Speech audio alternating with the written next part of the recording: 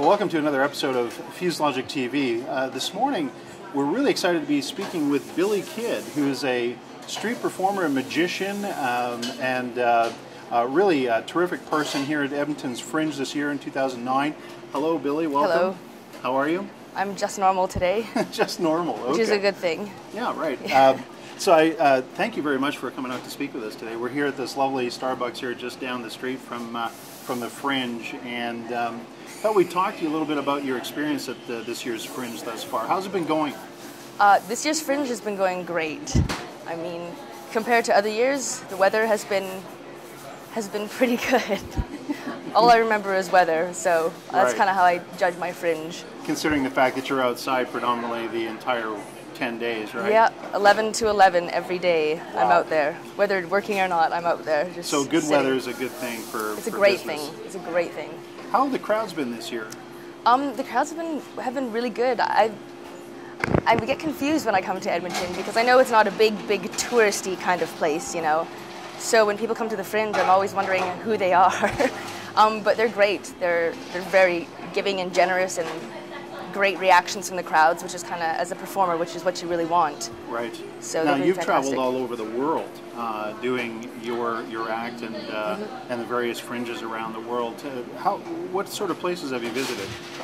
I have various places all across America, England, Portugal, Spain, Dubai, Japan.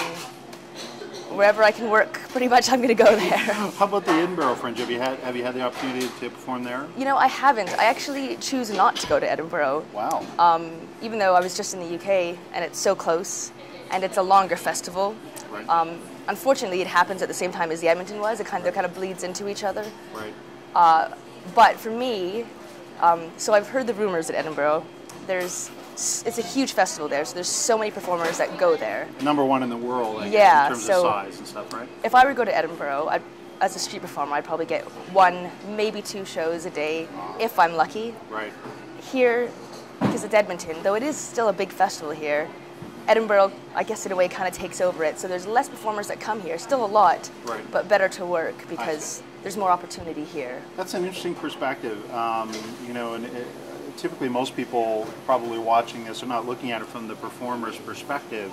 You know, we're looking at it from an audience perspective, and which festival to travel to attend, and who, you know, what shows, what performers are we going to see. So that's an interesting perspective. So you feel that you know, Edmonton is an advantage for you as a performer because it's certainly the largest in North America, as you know, but still allows you that sort of show volume that makes it worthwhile for you.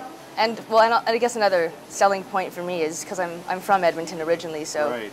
It's nice to come back and see familiar faces and friends and family, you know. So it's a good excuse. Yeah, no kidding. It's nice just to come back, work while you're visiting with family and Yeah. so on, right? Yeah, that's terrific. And so tell us a little bit about over in the UK now, and just compare the audiences from your performances in the UK, Okay. and in particular, and the performances sort of here with the Edmonton audience. What are some of the differences? Well, I guess some of the differences when I'm performing in the UK, the rumors are very true. They are very reserved over there. They are reserved. So we thought as Canadians we're pretty reserved too. But yeah, any country I go to, even going to America, there was differences there. I felt like these are different people. I have to talk to them in a different way. So when I go to the UK, usually the locals there always come up to me and ask me, "Where are you from in America?" And it's like, no, Canada. But language is a thing. Even though we both speak English over there and here, there's words and there's rhythms and jokes and lines that don't work over there just Right. because of a rhythm Right. in language, which is something you always have to adapt to when you go somewhere sort else. of the difference between air farce and faulty towers in terms of the difference. Yeah. Like some people think it's hilarious, some people don't get it at all. Right. So that is a big difference.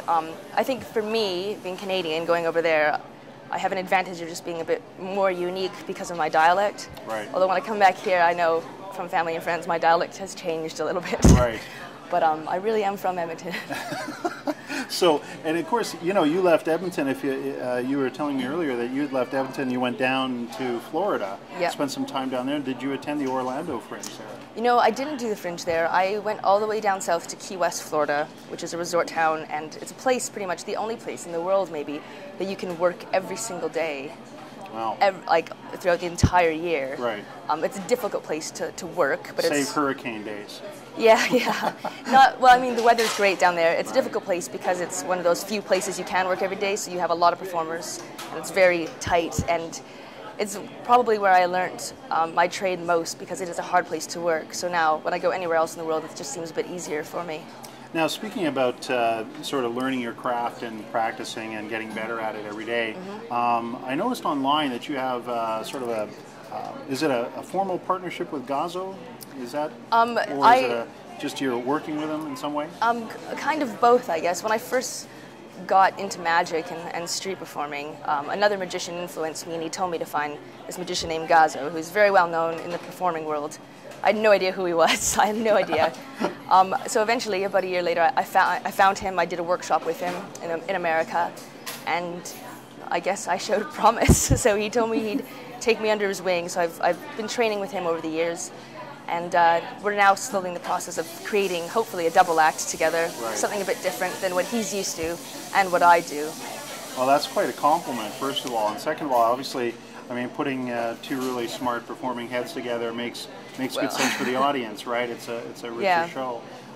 So have you been able to, where in the world have you been able to sort of put that together, or have you yet? Well, he's from the UK, so it was another reason why I went over there. So we've been slowly piecing together stuff there, whereas, I mean, it's not like you're doing festivals every single day, right? So the hardest place to work is on the street. No festivals, you know, just pure streets, which is kind of where you get to practice and get to learn and get to see what works. So that's what we've kind of been structuring back in the UK right now. Right. And in terms of the Edmonton experience thus far, if folks around the world were to see this video and this interview, what would you say to them in terms of the Edmonton Fringe? Is it something they should consider attending? Definitely. I mean, it is the biggest fringe festival in North America. It's great. Canadians actually have a reputation, I've heard, and that's not just because I'm biased, all over the world, that not just because we're friendly and nice and everything, but as a street performer, we just know how to tip.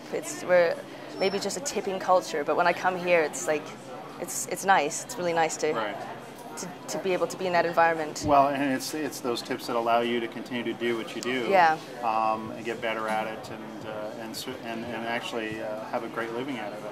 It's encouraging. Yeah, absolutely. So, in terms of the amount of travel you do every year, how many kilometers or miles do you think you put on in a year? Oh, I don't even know. I to be honest, sometimes I wish I could just stay in one spot because it's tiring. Traveling is a lot of work. Some people go, oh, that's so much fun, but after a while, you just want to just sit and watch TV. And so I usually try to base myself or locate myself in a place where I can work. Right. You know, a city, a town, wherever I can just go outside and do shows, basically, instead of having to travel somewhere. What part of the UK are you based in? Is it London or is it somewhere No, else? at the moment I'm based in Bath, which is about an hour and a half southwest of London. Right.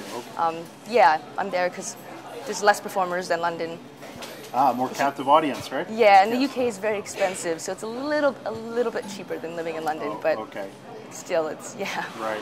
Well, you know, I mean, there's nothing like having pound sterling in your pocket and coming over here to very cost-effective Edmonton, right? It's nice for a trip. Okay. So you're going to show us a trick here a little bit. We want to get set up for that. Okay. Okay.